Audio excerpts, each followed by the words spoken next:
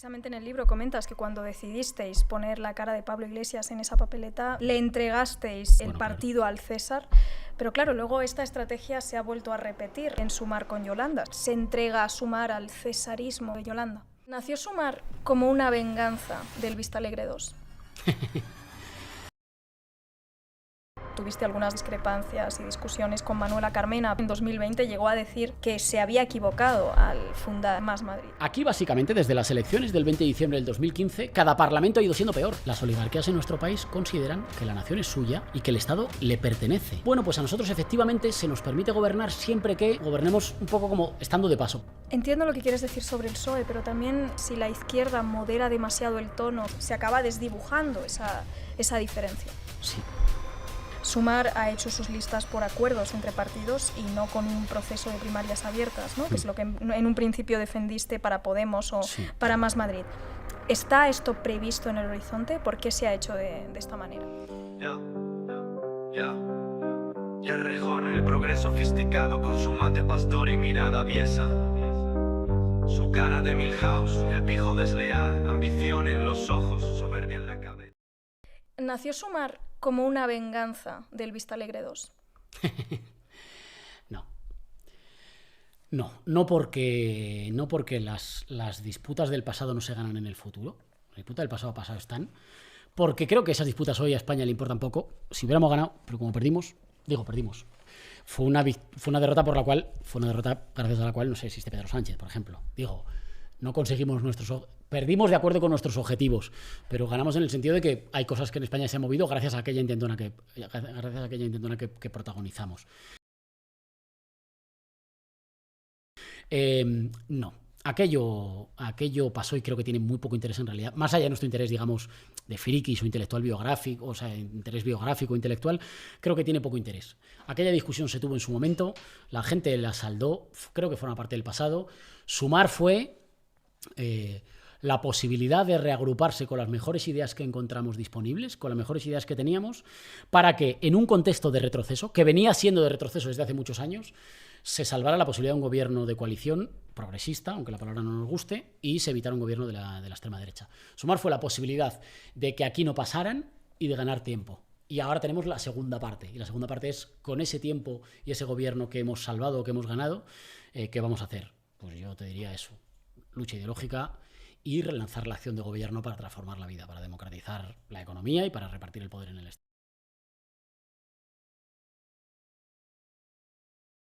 ¿Por qué en 2016 no y en 2023 sí? Porque en 2016 nosotros estábamos a punto de dar la vuelta a la tortilla y en el 2023 acudimos a las elecciones a frenar una victoria de la extrema derecha y a revalidar un gobierno de coalición con el Partido Socialista, con nosotros en minoría. La coalición que se podía haber firmado entonces era una coalición, nos mirábamos de tú a tú. Las repeticiones electorales fueron un error por parte de quienes las querían en Podemos y las repeticiones electorales le vinieron bien al Partido Socialista en la medida en que el Partido Socialista, la siguiente vez que se sentó a negociar una coalición, ya no se sentó así, se sentó así. El Partido Socialista también tuvo un cálculo extraordinariamente partidista y antipatriota, por el cual dijo, no, yo con estos chavales no me siento así. Yo solo me siento cuando estén lo suficientemente desgastados como para sentarme en una relación de 3-1. Del gobierno que pudo ser en enero del 16 al gobierno que finalmente fue en enero del 20, pues nos apareció la extrema derecha, se perdió muchísimas posiciones de la izquierda. El debate político se derechizó muchísimo, ocurrió el 1 de octubre bajo gestión de la derecha y con la gestión represiva, las posiciones, claramente el marco ideológico se desplazó claramente a la derecha. Eso produjo que efectivamente, esa situación paradójica por la cual hubo gobierno de centro-izquierda con la peor correlación de fuerzas en la calle y en la discusión ideológica que hemos tenido en toda la década. Con la mejor correlación no pudo haber gobierno y con una correlación mucho peor, felizmente se formó gobierno. Pero lo otro fue una caricatura construida como para las discusiones internas. En el debate interno que tuvimos, nosotros aplicamos poco lo que fue nuestro saber electoral. Nosotros, que habíamos construido y levantado todas las campañas electorales de Podemos, cuando tuvimos que librar una campaña electoral dentro, en vez de librarla con esa capacidad de simplificación que siempre habíamos tenido, la libramos con un nivel de sofisticación intelectual que nos dejó en gran medida fuera de la discusión. La libramos con un nivel de sofisticación intelectual que nos dejó en gran medida fuera de la discusión.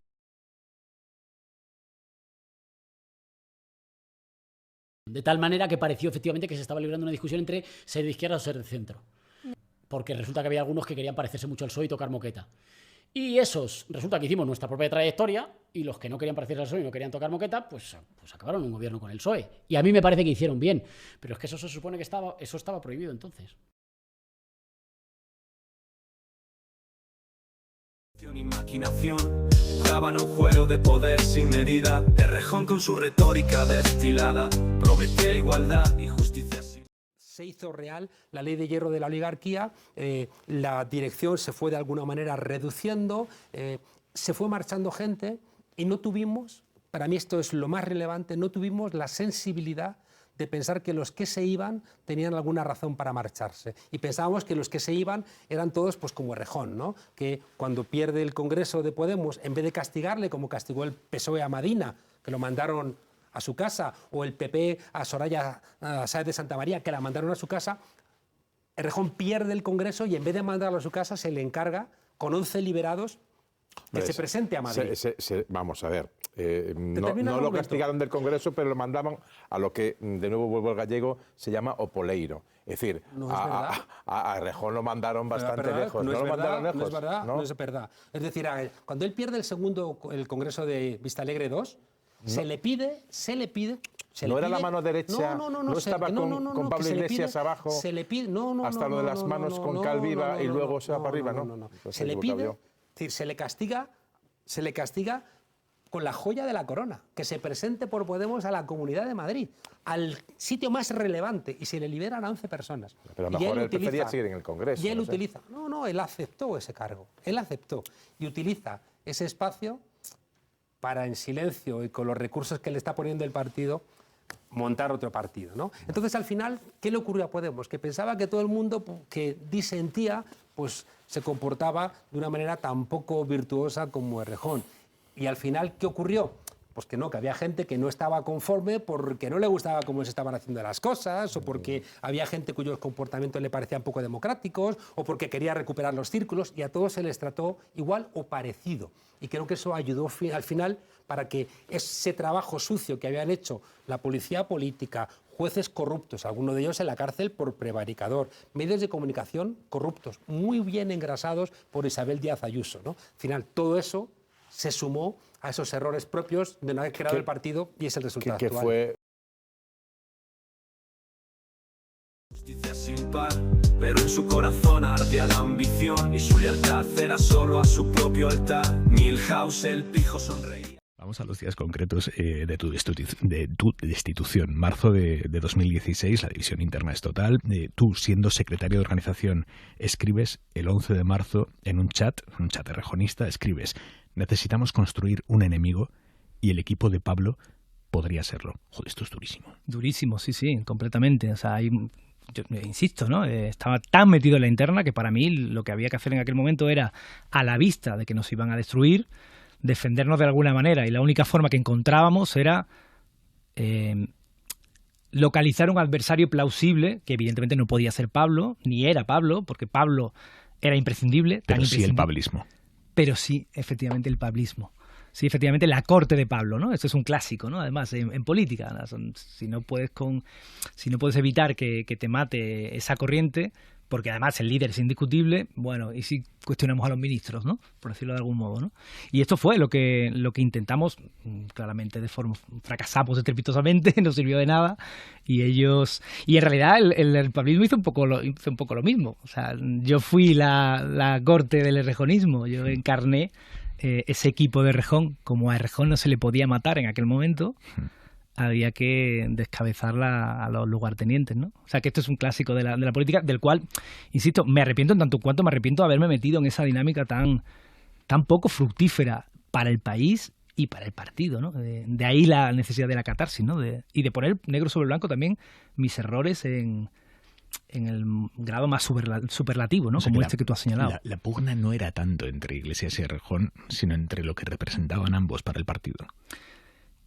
Claro, o sea, originalmente la pugna era entre dos posiciones ideológicas, la de Errejón y la de Pablo. Aquello se acabó encarnando en dos liderazgos muy concretos y luego se conformaron tribus. Me parece que es el mejor término que he encontrado para describir a cómo nos comportábamos, ¿no?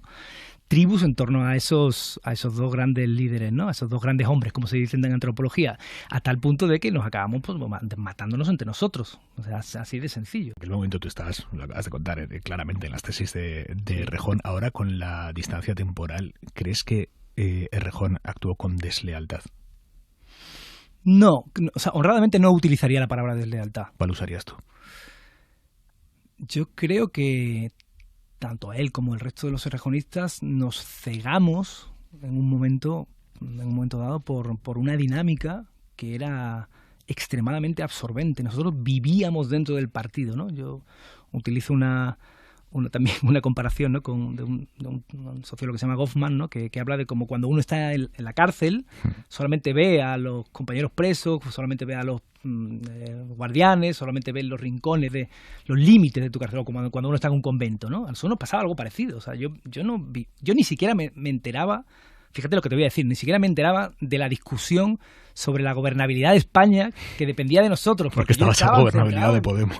En mi película de la interna, ¿no? Era una cosa increíble. Y Errejón estaba a medio camino, ¿no? Pero porque tenía algunos ojos más fuera que yo, que era pura interna. Pero la mayoría de los errejonistas, y yo diría que una buena parte de los pablistas también, Pablo claramente no, pero una buena parte de los pablistas también, estábamos centrados en eso. Habíamos perdido completamente de vista lo verdaderamente importante. ¿Cómo estás viviendo su posición ahora respecto al sumar de Yolanda Díaz, haciendo públicos lo que él considera que son desplantes o traiciones por parte de Yolanda Díaz? A ver, yo creo que de alguna manera, por lo que ha sufrido Pablo en todo este proceso, él tiende a ver, traiciones, a veces acertadamente, y otras veces yo creo que demasiado anticipadamente. Y en este caso yo creo que puede estar pasando esto, ¿no? Me da la impresión de que se repite un poco la historia, de que si se acabaran por sentar ellos dos en algún momento, si se acabaran por juntar y poner negro sobre blanco cuáles son los problemas y las diferencias, los problemas se solventarían, porque además los dos están llamados a llegar a algún tipo de acuerdo. Si no, la izquierda del PSOE está condenada a estrellarse, y con ello el gobierno de coalición, y con ello el riesgo de que venga un gobierno de extrema derecha al país, ¿no? Creo que si teníamos una responsabilidad importante en 2015, la responsabilidad que tienen ahora mismo los dirigentes al frente de Sumar y al frente de Podemos es absolutamente capital. Y espero honradamente que la sepan ver, ¿no? Y un poco también que Iglesias entienda que la líder en ese momento es Yolanda Díaz, y que también la tiene que dejar equivocarse un poco, ¿no? Que cuando uno lidera, y este es el aprendizaje que hago yo, ¿no? De lo que nos pasó e hicimos mal, y es que uno tiene que acompañar a su líder incluso cuando cree que se está equivocando. ¿Y tú crees que ella se está equivocando? No, yo no lo creo, pero... No, te pregunto. Honradamente no creo que se esté equivocando. Lo que sí que creo es que Iglesias piensa que se está equivocando, ¿no? Entonces, para mí el mensaje sería ese, ¿no? O sea, bueno, dejemos que Yolanda se equivoque si es que crees que se está equivocando, ¿no? Yo no lo creo, honradamente. Creo que está tratando de hacer de la forma mejor que puede algo muy difícil, que es recomponer las piezas del puzzle de la izquierda descompuesta en el país.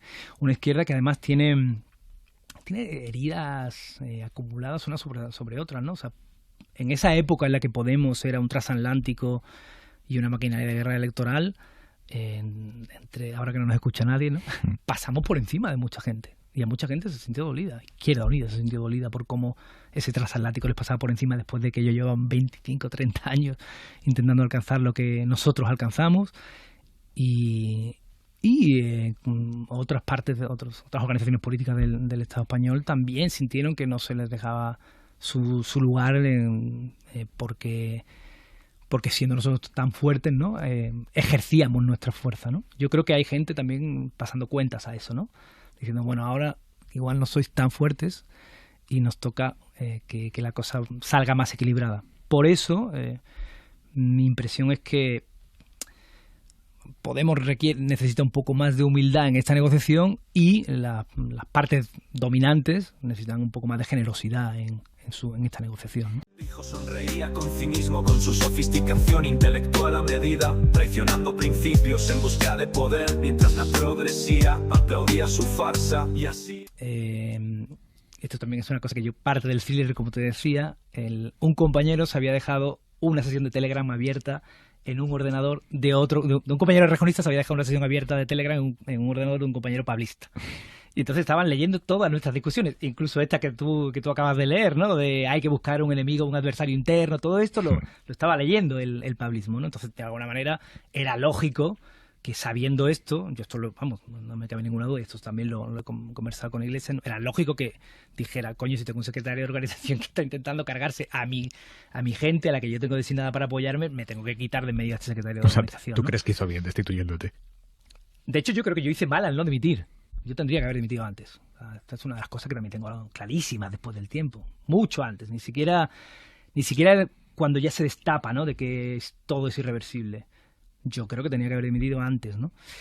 Tanto porque yo me sentía muy incómodo con esta disputa de milímetro a milímetro de a ver qué colina tomamos política y qué colina no tomamos. Me sentía todavía más incómodo con no desnudarnos públicamente y decir, mira, estas son nuestras tesis, si te gustan bien y si no, pues no pasa nada, estamos en la oposición interna y ya está. Porque es lógico que a la vista de los documentos que vio Pablo me cesara, me parece totalmente lógico. De hecho, él me dijo que en realidad nos tendría que cesar a todos los errejonistas, ¿no? Pero que, bueno, en aquel momento no podía cesar a Errejón porque eso sí que hubiera sido el desastre en términos políticos para la organización. Insisto, me arrepiento en tanto cuanto me arrepiento de haberme metido en esa dinámica tan poco fructífera para el país y para el partido, ¿no? De ahí la necesidad de la catarsis, ¿no? Y de poner negro sobre blanco también mis errores. Entre mate pastor y empanadillas de Carmena se tejía una red de intrigas y engaños donde la política se mezclaba con la avaricia y la soberbia reinaba en los salones. Errejón, el Milhouse con el alma perdida, caminando por el filo de la moralidad. Errejón, eres un mojo